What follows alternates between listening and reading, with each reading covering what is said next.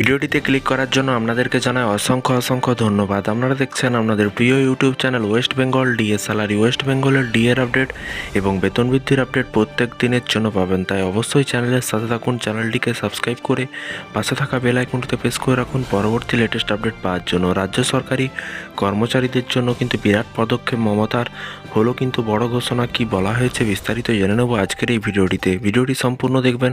রাজ্য সরকারি কর্মচারীদের বিভিন্ন রকমের আপডেট পেতে চ্যানেলটিকে সাবস্ক্রাইব করে পাশে থাকা বেল আইকনটিতে প্রেস করে রাখবেন পরবর্তী লেটেস্ট আপডেট পাওয়ার জন্য।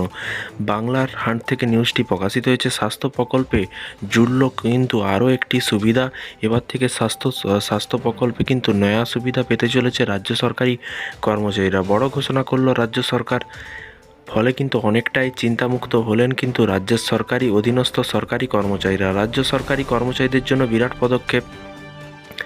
জানিয়ে রাখি, এবার থেকে কিন্তু চোখের চিকিৎসার ক্ষেত্রে কিন্তু লুসেন্টিস নামে কিন্তু ইনজেকশনের পুরো দাম কিন্তু স্বাস্থ্য প্রকল্পের মাধ্যমে কিন্তু মিলবে। সাম্প্রতিক পশ্চিমবঙ্গ সরকারের তরফে একটা একথা কিন্তু জানানো হয়েছে। আগে কিন্তু অবশ্যই নিয়ম অন্য ছিল।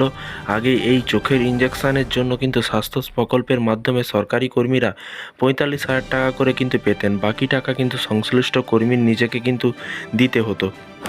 এরই পাশাপাশি বর্তমানে কিন্তু এই লুসেন্টিস ইনজেকশনের দাম কিন্তু প্রায় 50,000 পেরোলেও কিন্তু অর্থ দপ্তরের মেডিকেল সেলের কাছ থেকে কিন্তু আগে অনুমোদন নিতে হতো। রাজ্য সরকারি কর্মচারীদের স্বাস্থ্য প্রকল্পে বরাদ্দ বাড়ানো হয়েছে।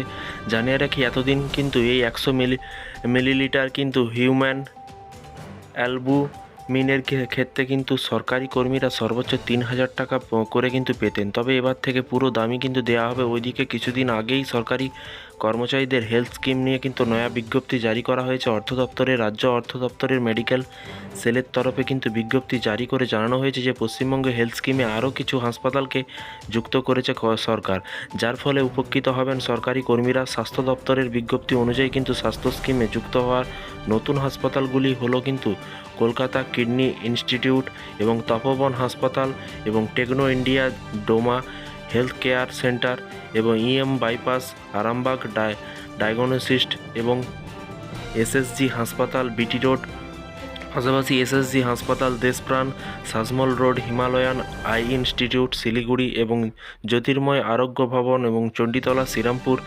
মেডিস্ট্যাট ডায়াগনোসিস্ট কাশীপুর রোড দমদম এবং কেউ কিন্তু স্বাস্থ্য প্রকল্পের সঙ্গে যুক্ত করা হয়েছে। এইসব হাসপাতালগুলো কিন্তু স্বাস্থ্য প্রকল্পের সাথে যুক্ত করা হয়েছে। এবার থেকে চক্ষু পরীক্ষা করতে গেলে সমস্ত খরচা কিন্তু রাজ্য সরকার দেবে, এরকমটাই কিন্তু বলা হয়েছে। আগে কিন্তু কিছু টাকা নেওয়া হতো রাজ্য সরকারি কর্মচারীদের। জানিয়ে রাখি, এই স্বাস্থ্য স্কিমের মাধ্যমে কিন্তু সরকারি কর্মী ও পেনশনভোগীরা 2 লক্ষ টাকা পর্যন্ত তাদের 2 লক্ষ টাকা পর্যন্ত তাদের এবং তাদের পরিবারে 2 লক্ষ টাকা পর্যন্ত ক্যাশলেস পরিষেবা পেতে পারেন। এই প্রকল্পের আওতায় কিন্তু কোনো সরকারি কর্মীর চিকিৎসার খরচ 2 লক্ষ টাকা পর্যন্ত হলে কর্মীকে কিন্তু হাসপাতালে কোনো বিল মেটাতে হতো না। তবে অবশ্যই সেই হাসপাতালকে কিন্তু এই প্রকল্পের